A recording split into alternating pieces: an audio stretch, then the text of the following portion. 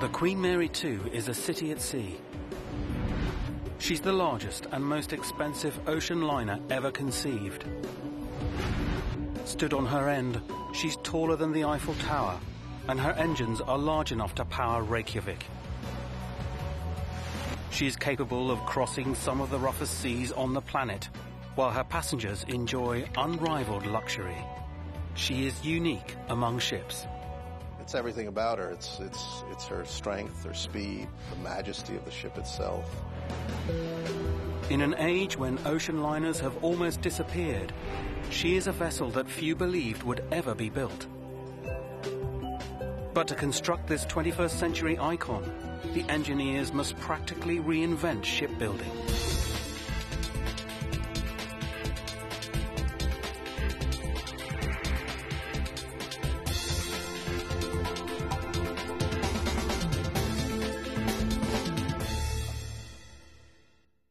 In 2007, the world's largest ocean liner, the QM2, is at her berth in Southampton, preparing for her weekly transatlantic voyage to New York. She's only at port for 11 hours. All around her is mayhem. At sea, she earns $60,000 an hour, so a quick turnaround is essential. This is a ship that never sleeps. We arrive around 7 o'clock in the morning, discharge up to 2,700 passengers, embark the same number again, and sail again by 6 o'clock that evening. As well as loading the passengers and their luggage, the crew must take on huge supplies for the 6-day journey. 4,000 bottles of wine, 2 tons of potatoes, and 26,000 tea bags.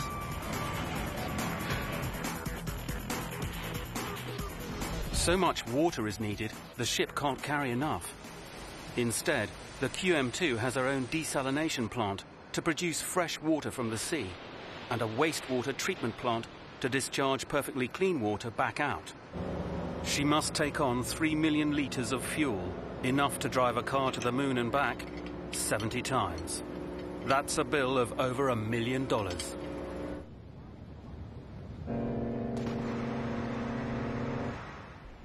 The Queen Mary 2 sets off on her transatlantic voyage, a 5,000-kilometre journey from Europe to America. This stretch of water once provided a thriving commercial passenger business. Until the 1950s, the only way to travel across the Atlantic was on board an ocean liner.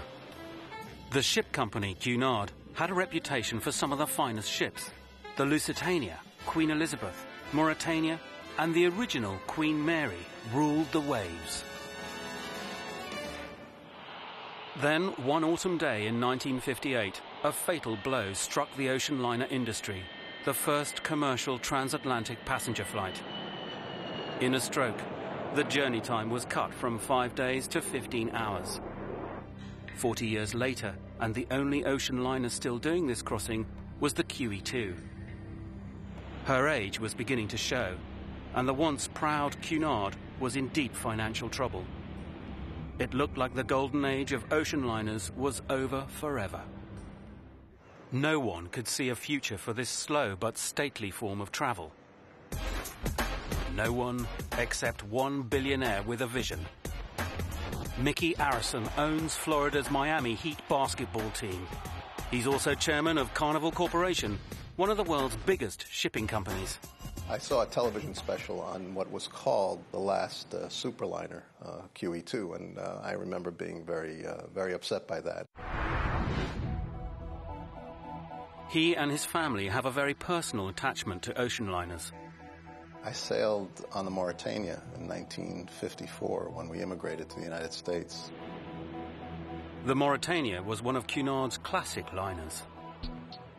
I can remember being at the west side of Manhattan and being fascinated by that line of ocean liners that used to dock on the west side of Manhattan.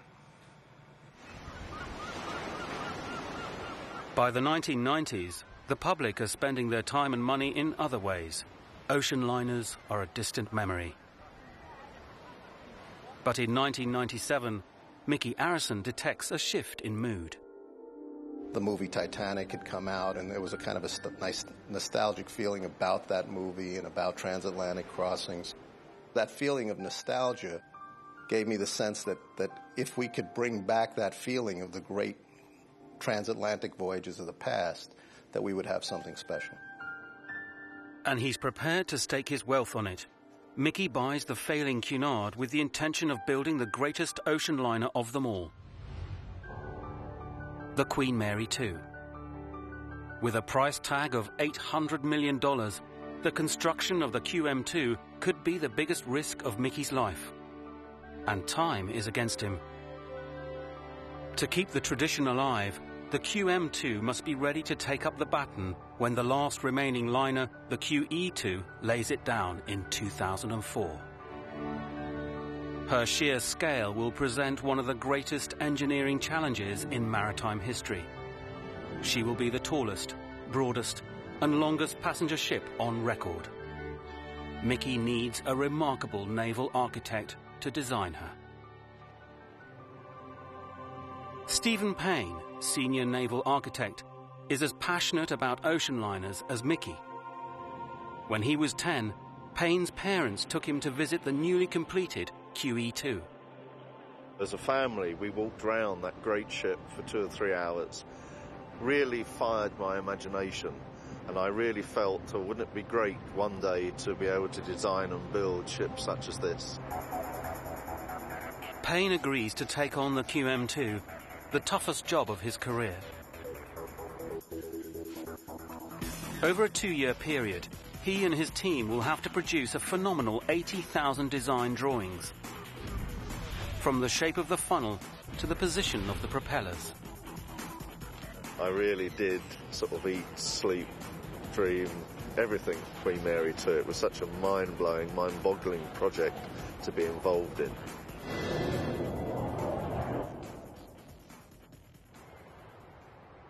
Next, Mickey must find a shipyard with the experience, space, and ambition to build Payne's iconic design. We didn't have the opportunity to make a lot of mistakes and correct it in the future. One place stands out, the French Chantier de l'Atlantique, the shipyard of the Atlantic. It has the perfect pedigree, the birthplace of 2 legendary ocean liners, the France and the Normandy, and a crew of 3,000 shipbuilders. Since 1962, they've been making holiday cruise ships. These are more like hotels at sea and not capable of crossing rough oceans at high speed. So they leap at the chance to build a true ocean liner again. They have no time to lose. January 16th, 2002. Construction begins with the first of 300,000 pieces of precision-cut steel. 1,500 kilometers of welding and over 10 million rivets will combine to form a ship 3 times the size of the Titanic.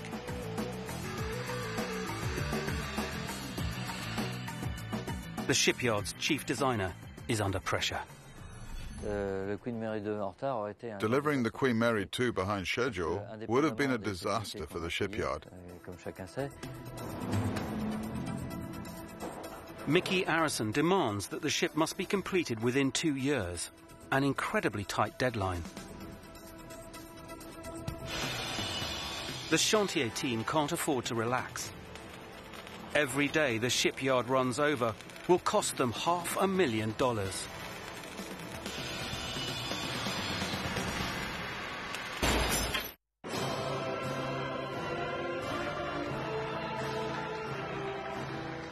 July 4th, 2002, the first momentous stage in the construction of the Queen Mary 2 is reached.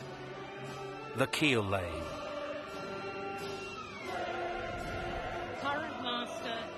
The man who will captain the QM2 presides over the ceremony. After 7 years in charge of the QE2, Warwick's not short on ocean liner experience, and even he is in awe of the megastructure under construction. I have to say I was totally overwhelmed. I never thought there would be another Atlantic liner, but when I heard that it was going to be a much bigger one, I was in awe of the whole project. British and French coins are placed inside the keel to give the ship and her passengers luck. The construction team can now join the first steel blocks together. The unmistakable shape of a classic liner begins to reveal itself.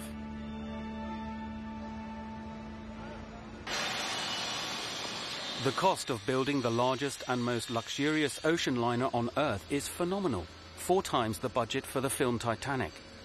Success hinges on the finished ship producing enough money to be profitable. You're not going to make a nearly $1 billion investment unless you can get a return on your investment. That comes down to one thing: space. The ship must be big enough to carry more fare-paying passengers than any other liner in history. And to draw the crowds away from the transatlantic planes, she must be bursting with every distraction imaginable. They want first-class spas, they want variety of food and beverage outlets. They want all the amenities of a first-class resort. Which creates a problem. The maximum size of the ship's design is limited by the dimensions of 3 passages she will sail through. She can be no higher than the Verrazano Narrows Bridge in New York, no longer than the turning area near Southampton, and no wider than the Panama Canal. As close as you can imagine. Owner Mickey Arison then raises the bar even higher. He insists over half his passengers must have their own private balcony space. I can remember the first meeting I had with the naval architects when they told me that on a transatlantic liner you can't have any balcony cabins. And my answer was, if we can't have any balcony cabins, we can't have a transatlantic liner. And they said, okay, we'll go back to the drawing board. To create enough space despite the 3 design constraints, Stephen Payne must transform the rules of shipbuilding. Every time I met Mickey Arison, he would ask me, how many more balcony cabins have you managed to squeeze into the design of the ship? Payne experiments with increasing the ship's height to fit in enough cabins and balconies. But this makes the ship dangerously unstable. For every ton of weight on top, there must be 2 tons below to balance it out. Her sister ship, the QE2, solves this problem by using aluminium for her upper decks, which is lighter than steel. But this is no longer an option. After 30 years, aluminium suffers metal fatigue, and the QE2 now needs frequent repairs. Payne's design must last longer. The challenge is so great, the project nearly collapses. Twice we were put on hold because the economics of building the ship just didn't seem to work.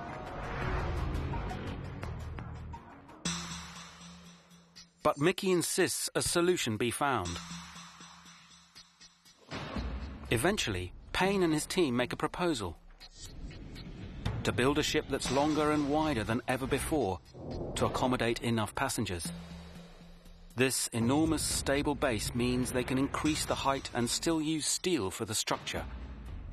But her beam must be far wider than planned, breaking the initial ground rules.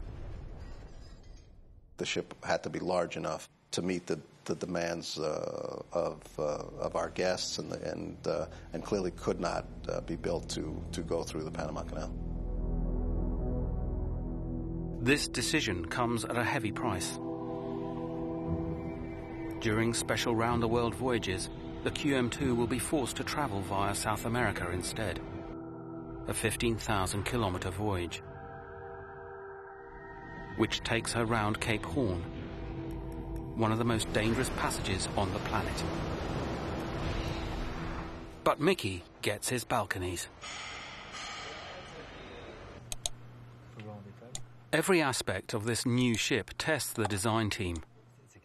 One of the most fundamental challenges is generating enough power.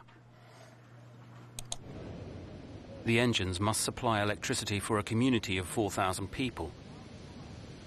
This must power the lifts, lighting, air conditioning, water treatment, and everything required for the ultimate in luxury.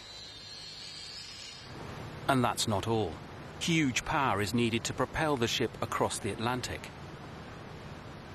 On the Queen Mary 2, this is the biggest propulsion system ever to be made.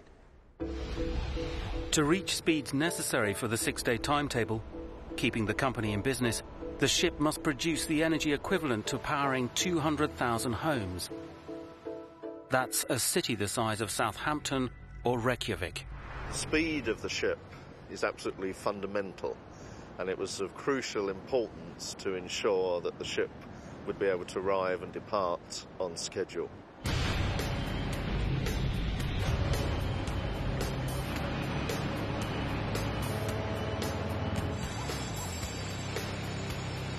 Four giant diesel engines are placed deep in the bowels of the ship for stability.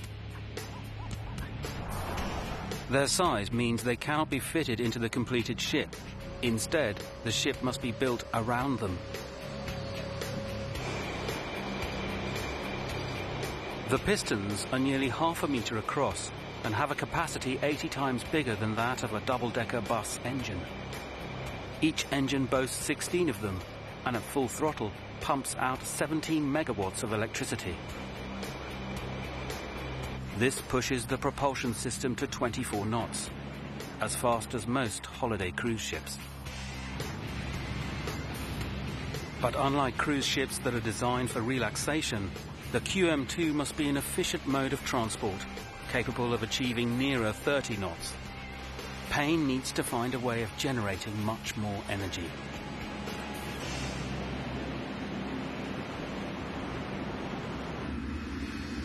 He comes up with an innovative idea. He adds a pair of smaller gas turbines, like those on a Boeing 747, which generate huge power on demand. 50% more than the diesel engines. But there's a knock-on effect. Gas turbines produce a lot of power for their size, but the biggest problem that they have is that they need an enormous amount of air.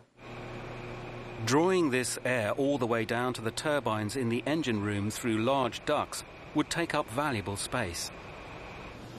So the designers defy convention and come up with another idea. Eventually, a very simple and elegant solution was found in that the gas turbines were placed up immediately behind the funnel, where they had full access to the outside air. The turbines are extremely light, originally designed to fly, so putting them at the top of the ship won't affect stability.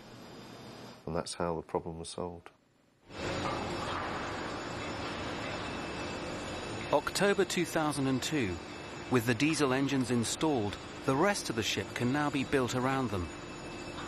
With less than 14 months to go before the deadline, the shipyard must work out how they can build a ship twice the size of the QM2's predecessor in half the time.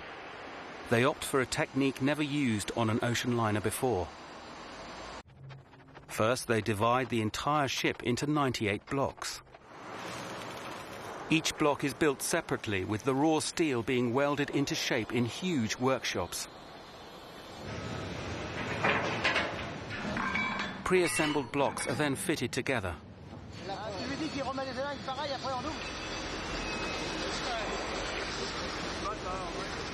One by one, each of these giant sections weighing up to 600 tons is lowered into place.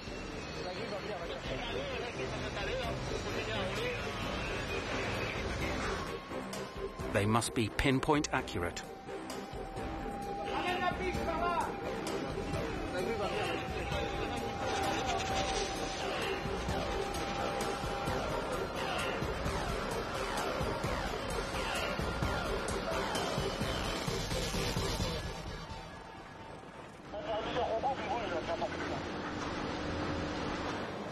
With the sections centimeters away from each other, powerful hydraulic pull jacks hold the blocks in place.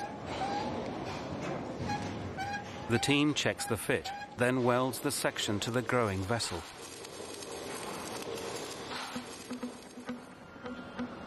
It's like putting together a huge 3D jigsaw puzzle.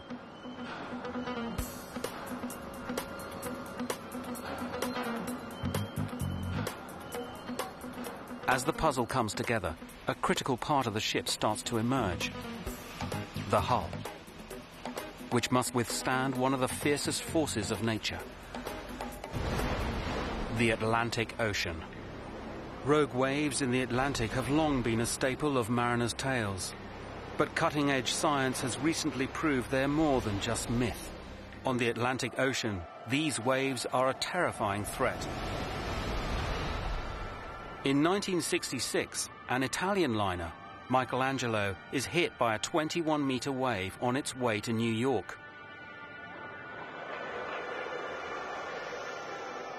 The wave rips open the first-class cabins beneath the bridge and kills 3 people inside. 50 more are injured. That event really crystallized my thoughts into making this ship as safe and as strong as possible. Over 50 years, the average North Atlantic wave height has increased by 40%, possibly due to climate change causing more powerful hurricanes. Stephen Payne must create a hull that can withstand an onslaught from the sea. He knows the life of everyone who sails on the Queen Mary 2 depends on his design. He plans 3 groundbreaking elements: an extra thick hull for strength and stability, 50% more than cruise ships. The workers will be trained to weld these steel plates 28 millimeters thick. A radically shaped bow with a protective flare to divert the oncoming waves. And as a last defense, a huge breakwater barrier on the foredeck. Any water that makes it onto the deck will be redirected back into the sea before it tears a hole in the side of the ship. That really does shout out to the Atlantic, "I'm coming, get out of my way." Payne's wave-beating design looks impressive on paper and in the shipyard. But the design has to pass crucial tank tests. She must be able to handle the roughest seas without compromising her speed. But this hull shape has never been used before, so no one knows for sure what will happen.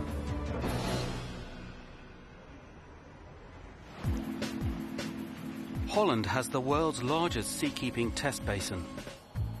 It measures nearly 200 meters long by 45 wide and 5 deep, the equivalent of 14 Olympic swimming pools. An 11-meter-long model of the QM2 will test whether the ship can survive the North Atlantic. Guillaume Gaillard is in charge of testing her seafaring ability. You're making sure that you won't have any bad surprise at the moment the ship is delivered. Industrial wave machines simulate hurricane conditions. Stephen Payne really insisted they wanted absolutely to see how the ship would handle the most extreme weather. So of course it's not nice sailing conditions, not pleasant. The model is then sent into the heart of the storm. For the vessel, for the Queen Mary 2, this represents waves of about 16 meter significant wave height, which is one of the biggest, most severe sea states you can find in wintertime on the North Atlantic. The first test begins. Huge waves are deflected to the side of the model's flared bow. The breakwater rapidly disposes of any water that makes it onto the foredeck. Payne's new protective hull appears to work perfectly. But for the next test, the model ship must achieve great speeds. In calm water, it must reach the equivalent of nearly 30 knots. Early results are dire. First test showed that the shipyard would have very, very difficult time in actually achieving the contract speed. The ship must be able to cross the Atlantic in 6 days, or Mickey Arrison's new venture could hit the rocks. Somehow, the QM2 has to go faster.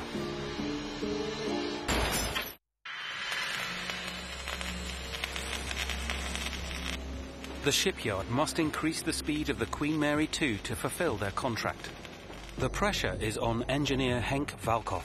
We really had a big problem, and I think people from QNet were expressing their concern also here and say, well, this has to be solved.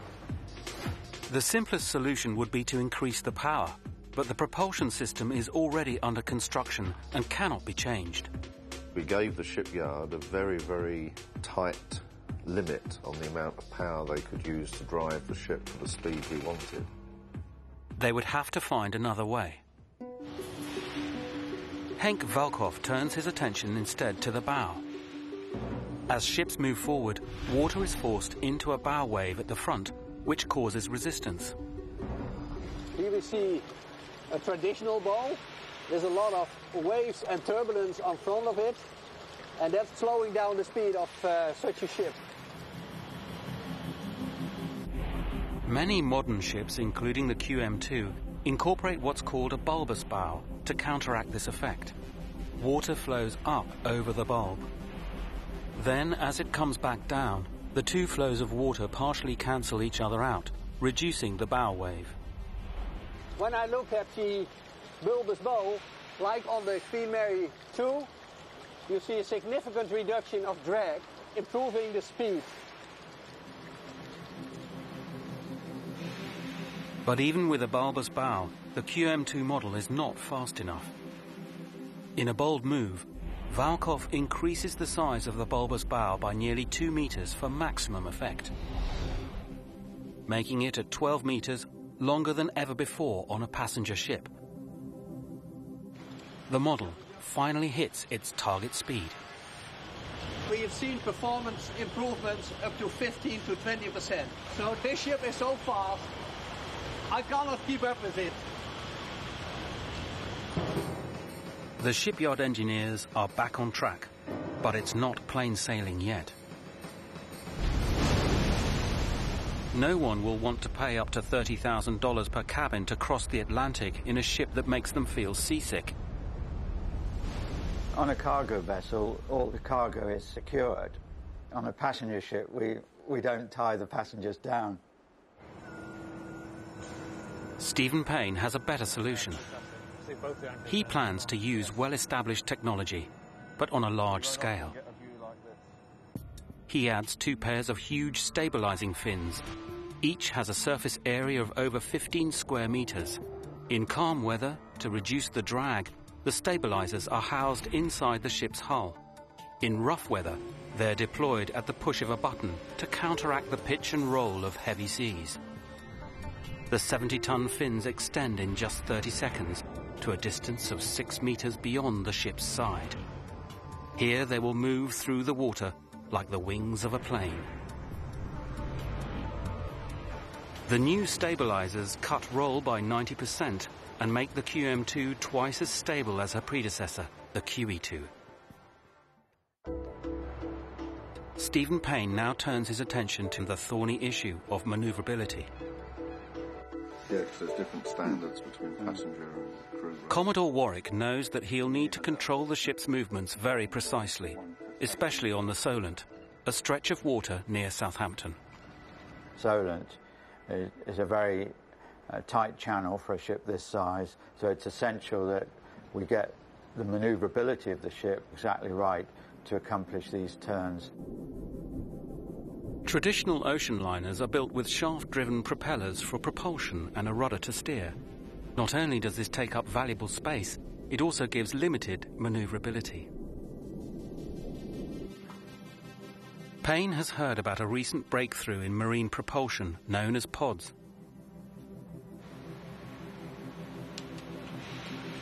These cutting-edge devices are used to power the newest holiday cruise ships. They're so effective, they can turn a ship on a dime. But there's a downside. This high-tech machinery has never been used on a ship of this scale. They would be fitting unproven technology. We had to be very, very careful to ensure that by putting 4 pods on the ship, we wouldn't run into any significant difficulties. The designers take the plunge.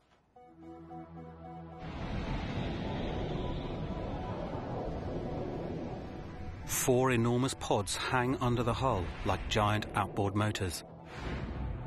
Each of these units weighs as much as a fully loaded Boeing 747. Unlike many cruise ships, which are fitted with just 2, the QM2 will be fitted with an unprecedented 4 pods. And they're the largest ever built. The rear pair will be able to swivel 360 degrees, pushing the boat in any direction, so there's no need for a rudder. At the front of the ship, 3 huge propellers called bow thrusters will be set in the hull behind swivel doors. Together, the pods and thrusters will give the world's biggest liner unequaled maneuverability in tight situations. We can turn this ship around on a pinhead. It's just incredible. But when the time comes for the radical propulsion pods to be fitted, trouble hits. Similar pods fitted to 4 other cruise ships fail repeatedly. The thrust generated by the propellers transfers to the ship through metal bearings, which are wearing down under the immense pressure. Unable to leave port, the afflicted holiday ships are confined to dock. Multi-million-dollar cruises are cancelled. It's a very difficult thing when you've got a ship under construction and suddenly you hear that one of the key components of the ship may potentially be a source of problem. These technical difficulties delay the pod's delivery. The schedule is thrown into turmoil. Soon the ship should motor out of the construction dock and into a larger dock to begin the fit-out, powered by her new pods. But without a propulsion system, the QM2 is paralyzed.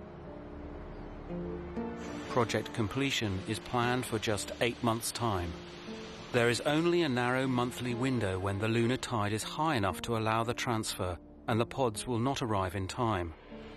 What should be a glorious moment, the first time the QM2 moves under her own steam, is not going to plan. The appointed day arrives, March 21st, 2003, and the pods are still nowhere to be seen. But the construction team can wait no longer to get her into the new dock.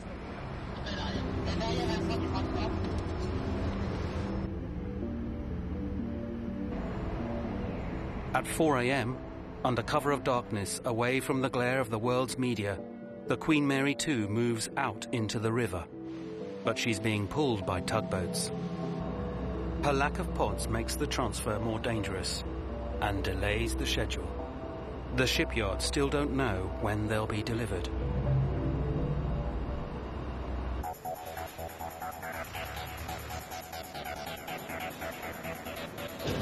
Construction workers can finally begin phase 2 of the project, the fitting out of the QM2. This task is enormous. Not only is she the largest ocean liner in the world, but the work must be done in record time. In just 8 months, the plumbers, electricians and engineers must fit 2,500 kilometers of electric cable, 500 kilometers of ducts, mains and pipes, 9,000 loudspeakers and 80,000 lighting points. 3,000 fitters must install 1,300 cabins, a nightclub, ballroom, casino and theatre, the largest library afloat, 5 swimming pools, a basketball court, and to top it all, a full-scale planetarium. There is no room for error. Any delays now will push the shipyard team over the crucial delivery date at a cost of $500,000 a day. Probably the delivery of the ship. The biggest threat to the deadline is the crisis-ridden pod propulsion system. Finally, after extensive testing and just 6 months before delivery, the new improved pods arrive. People were hugely relieved because the faults were mended.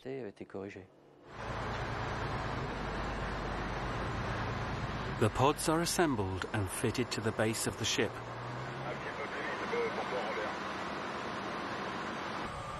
With her own means of propulsion, the QM2 has turned from a steel shell into a functional ship. With the pods taken care of, the final section of the QM2 must be fitted out. The ship's nerve center, the bridge.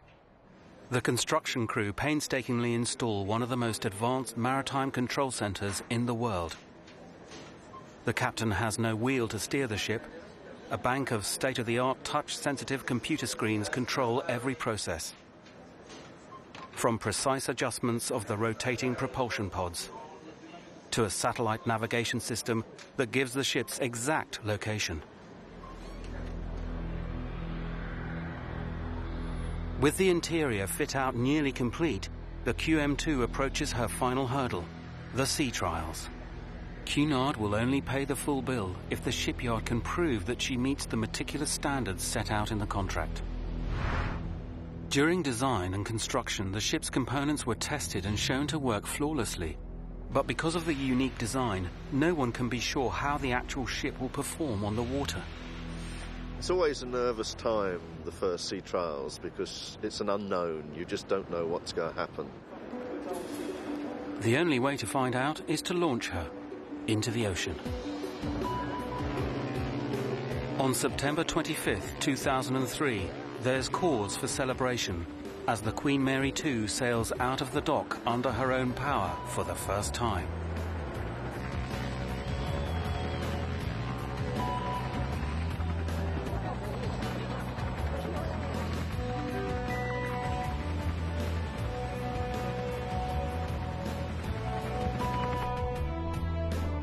The excitement on board the ship and within the town of Saint-Nazaire when this ship moved for the first time under her own power was absolutely unbelievable.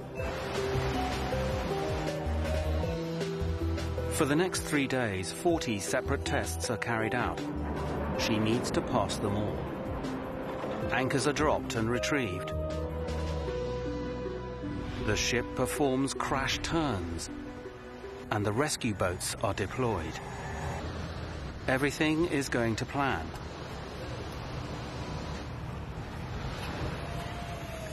To test the ship's maneuverability, the underwater bow thruster doors open and they are turned to full throttle.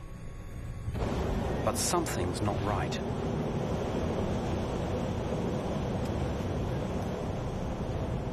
One of the bow thruster doors inadvertently closed when the thruster was running and the door was blown off. The heavy steel door sinks rapidly to the ocean floor, leaving a tear in the ship's hull. It's completely unexpected, only 3 months before the deadline.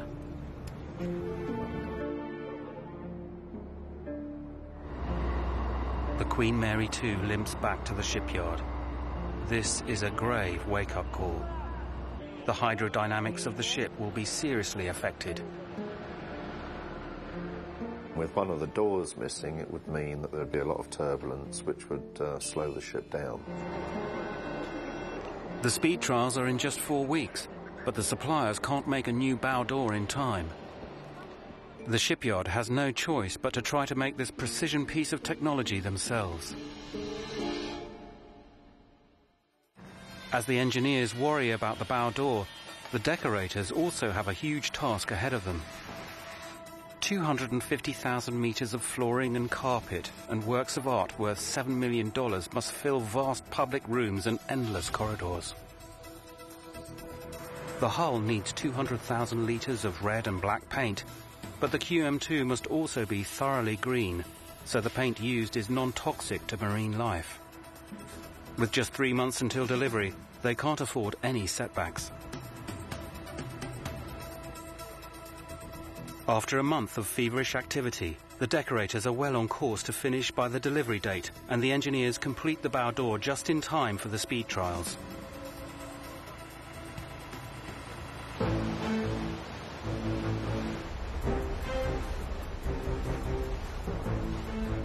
The QM2 is beginning to look like a magnificent ocean liner as she takes to the sea again. The designers have specified that the ship must be capable of a speed of 29.35 knots to cross the Atlantic on time, an ambitious target for such a large ship. The QM2 is tracked by satellite as she makes runs of 1.6 kilometers, measured precisely. On the final run, the helmsman from the shipyard hands control of the ship to Commodore Warwick. As he takes control of his ship for the first time, he turns the engines to full throttle. The speed hits a peak of over 30 knots. With an average of 29.62 knots, she is faster than specified in the contract. Everyone is delighted. She had actually performed far better than we had ever expected. The ship workers are rewarded for their excellent work when Cunard and the shipyard plan an open day. On the 15th of November 2003, the proud workers show off the ship to their families. Visitors stream on and off the liner to see the luxurious rooms inside. But then disaster strikes. A gangway above the dry dock collapses. 16 people plunge to their deaths on the concrete floor 20 meters below. 30 more are injured. Tragedy of that event was definitely the low point.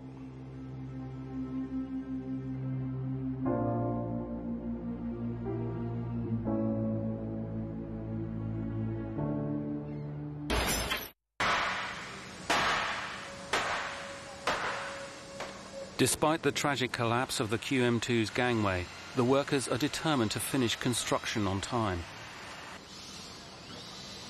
The crucial final touches must be carefully put in place before she'll be accepted by Cunard.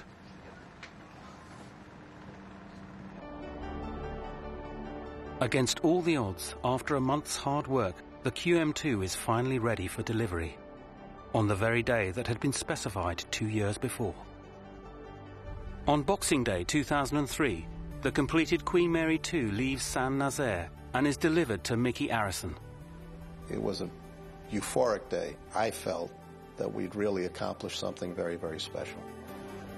Queen Elizabeth II agrees to name her in a spectacular ceremony. May God bless her and all who sail in her.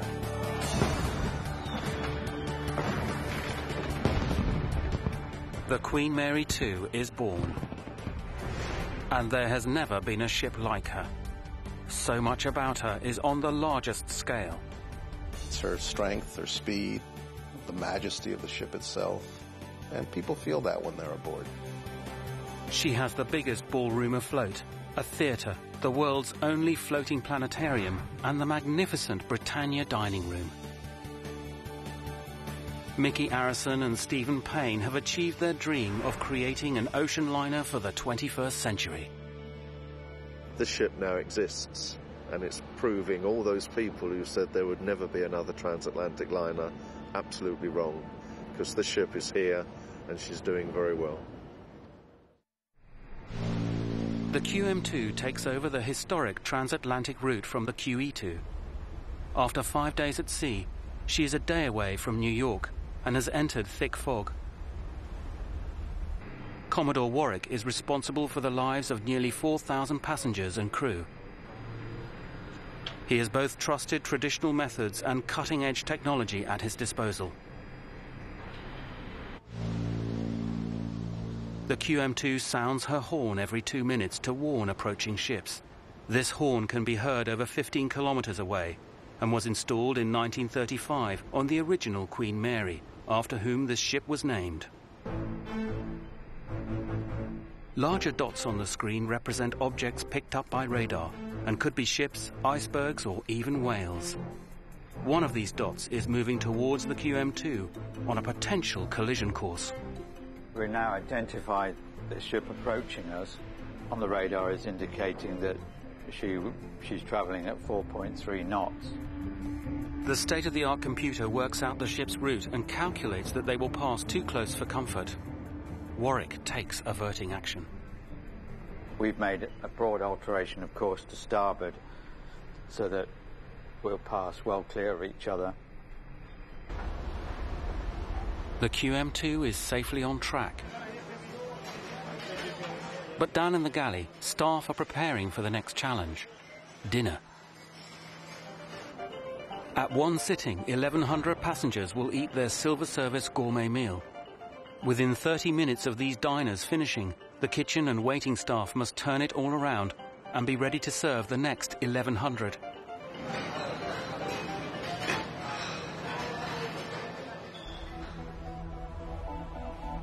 Early the next morning, they finally arrive at the port of New York.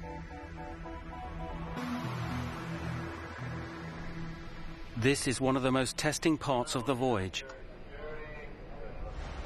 The Hudson River has strong currents that can make docking incredibly hard. All the ship's innovative design elements must work together under the masterful eye of the captain. The satellite system calculates the QM2's exact position relative to the pier, so that the powerful pods and bow thrusters can maneuver precisely into the narrow strip. 20 metres off, maintaining, thank you. Starboard pod, down to 4. 3 on each pod. 3 on each pod. Even a slight breeze could blow the ship against the side of the berth, damaging her and destroying a pier. When we get off the dock, we then have to take a right-angle turn to go into a fairly narrow slip. So this is quite a critical manoeuvre, and we have to be prepared to use a lot of power on our podded propulsion.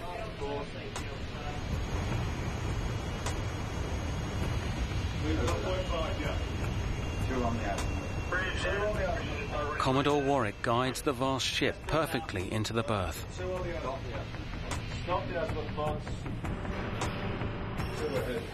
Thank you, Okay, that's it, guys. Once she's docked in New York, the QM2 has just 10 hours to load up, turn around and be ready to do it all over again.